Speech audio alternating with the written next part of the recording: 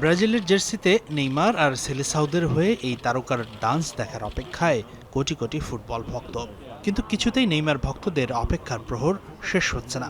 2023 সালের অক্টোবর মাসে উরুগুয়ের বিপক্ষে বিশ্বকাপ বাছাই পর্বের ম্যাচে গুরুতর হাঁটুর চোটে পড়ে নেইমার। এরপর প্রায় 17 মাস নেইমার ব্রাজিল দলের বাইরে।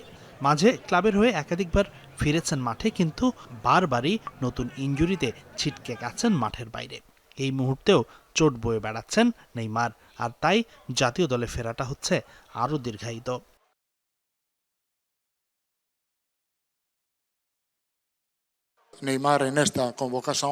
কেন আমি এই স্কোয়াডে নেইমারকে ডাকিনি?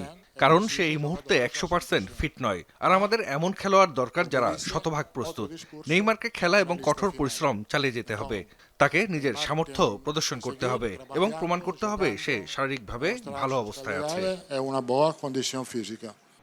বিশ্বকাপ প্রস্তুতির অংশ হিসেবে 16 মার্চ যুক্তরাষ্ট্রের বোস্টনে প্রীতি ম্যাচে ফ্রান্সের মুখোমুখি হবে ব্রাজিল। এর 4 দিন পর আয়ারল্যান্ডে সেলেসাওরা লড়বে ক্রোয়েশিয়ার বিপক্ষে। তবে এই দুই ম্যাচের দলে নেইমার না থাকলেও ফরওয়ার্ডের কমতি নেই ব্রাজিলের। ভিনিসিয়াস জুনিয়রের পাশাপাশি এনরিক, গ্যাব্রিয়েল মার্টিনেলির সাথে আছে চেলসির জোয়াও পেদ্রো ও ব্রেন্টফোর্ডের ইগোর থিয়াগো। দলে নতুন মুখ চেলসির তরুণ প্রতিভা আন্দ্রে সান্তোস এবং গালাতাসারায়ের গ্যাব্রিয়েল সারা।